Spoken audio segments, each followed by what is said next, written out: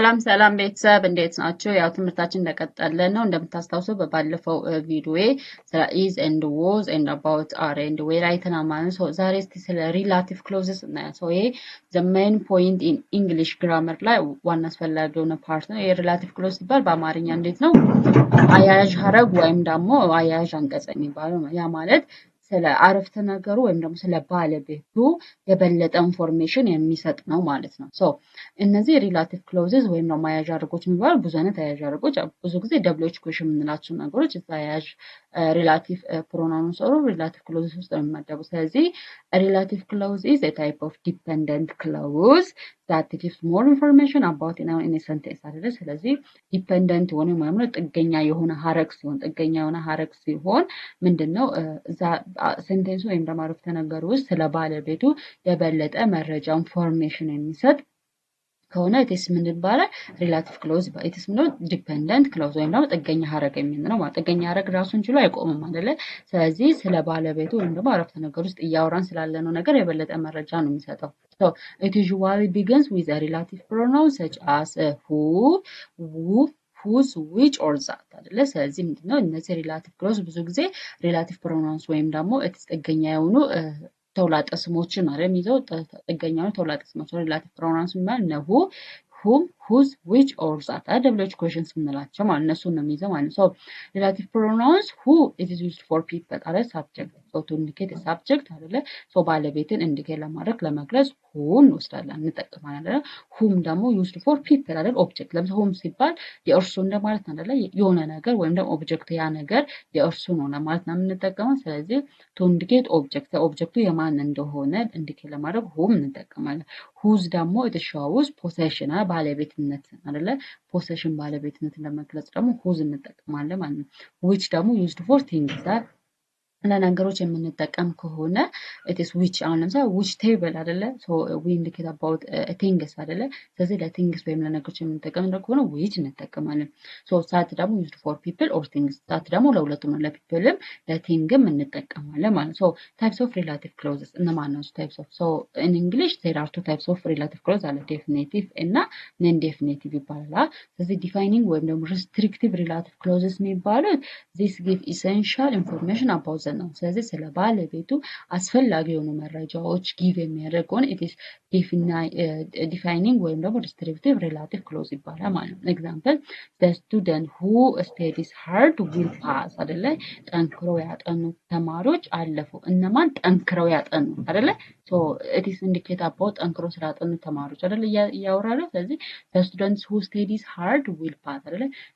ተማሪዎቹ ጠንክረው ያጠኑ ተማሪዎች አለፉ። የቶች ተማሪዎች ጠንክረው ያጠኑ አያችሁ አይደለ? ስለዚህ ስለ ባለቤቱ አስፈላጊውን ኢሴንሻል ሆነ ኢንፎርሜሽን የሚሰጥ ከሆነ it is defining relative clause ይባላል ማለት ነው።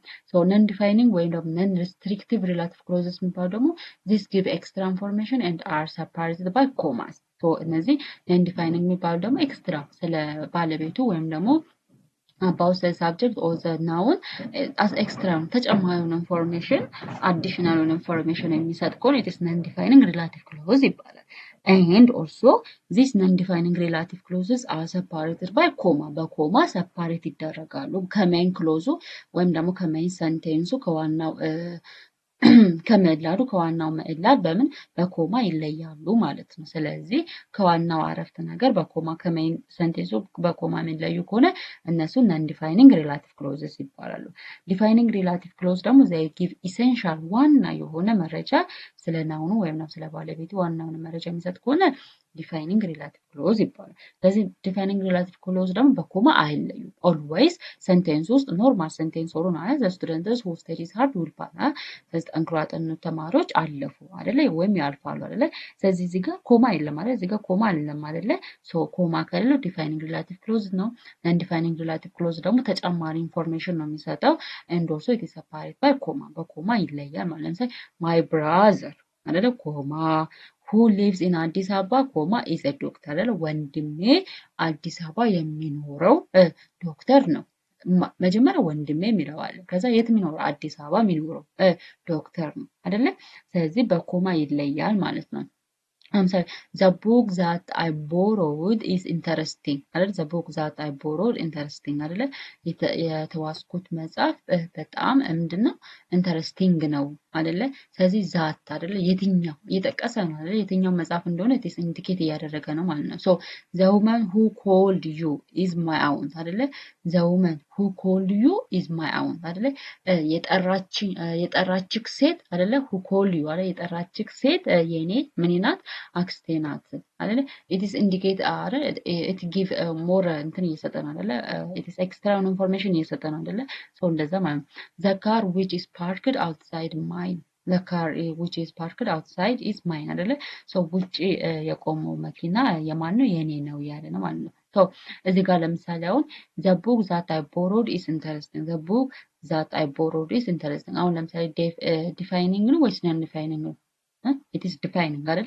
the book that I borrowed is interesting አይደለ? so it's already ምንድነው ስለወሰደችው መጽሐፍ ነው አይደል እያወራችሁ ያለችው ስለወሰደችው ወይም ደግሞ የተዋሰችው መጽሐፍ ኢንተረስት እንዳደረጋት አይደል እያወራችሁ። ስለዚህ ይሄ ምን ይባላል? it is defining a relative clause ይባላል ማለት ነው። ስለዚህ the woman who called you is my aunt the woman who called you is my aunt አይደለ? ስለዚህ የጠራችክ ሴት የኔ ምን ናት? አክስቴ ናት። የጠራችክ ሴት የኔ አክስቴ ናት። አሁን ለምሳሌ ዲፋይኒንግ ነው ነን ዲፋይኒንግ ነን ዲፋይኒንግ ነው የሚሆነው ቢኮዝ ኤክስትራውን ኢንፎርሜሽን እየሰጠ ነው አይደለ? the woman who called you is my aunt አይደለ? ሴቷ አንተን የጠራችክ የኔ ምን አክስቴ ናት። ስለዚህ እዚህ ጋር ምን አለ ማለት እዚህ the woman እዚህ ጋር ኮማ አይደለ? who called you አይደለ? who called you is እዚህ ጋር ምን አለ? it is ኮማ ይኖራል ማለት ነው። ስለዚህ the woman who called you is my aunt። ስለዚህ እዚህ ጋር አሁን ለምሳሌ እዚህ ጋር አንድ ብቻ በቂ ነው ኮማ ማለት ኮማ ስናደርግ the woman who called you is my aunt አይደለ? ሴቷ አንተን የጠራችክ የኔ አክስቴ ናት ይላል ማለት ነው። so this is all about the relative clauses so እንደገባችሁ ተስፋ አደርጋለሁ። ስለዚህ defining relative clause ስንል it is indicate ወይም it is tells about essential information ስለ ባለቤቱ ሰጣ ማለት ነው እና ደግሞ በኮማ አይለይም። non defining relative clause ስንል ግን በምንድነው it is indicate extra information ነው የሚሰጠው extra information ነው የሚሰጠው and it is indicate by በኮማ ይለያል ማለት ነው። so ይሄን ይመስላል ማለት ነው። እዚህ ጋር ለምሳሌ ጥያቄዎች አሉ multiple choice questions ነው the girl dash won the prize is my sister the girl dash won the prize is my sister ምን ፕራይስ ወይም ደግሞ ሽልማቶች ያሸለመችዋ ሴት እህቴ ናት አይደለ? ስለዚህ which ነው who ነው whose ነው whom ነው ሶ ማን ነው መልስ ማለት who ነው አይደለ? the girl who won አይደለ? ስለዚህ it is indicate about person ከሆነ it is who ነው ማለት ስለዚህ the girl who won the prize is my sister አይደለ? ሽልማቱን ያሸነፈችዋ ሴት እህቴ ናት። ስለዚህ the correct answer is B ነው ማለት ነው። ቀሪዎቹን ጥያቄዎች በዚህ መሰረት ስሯቸው ማለት ነው። ሶ ይሄን ይመስላል ማለት ነው። አመሰግናለሁ። ወዳችኋለሁ። ቤቱን ደግሞ ሰብስክራይብ፣ ላይክ፣ ሼር አድርጉ። መልካም ጊዜ ባይ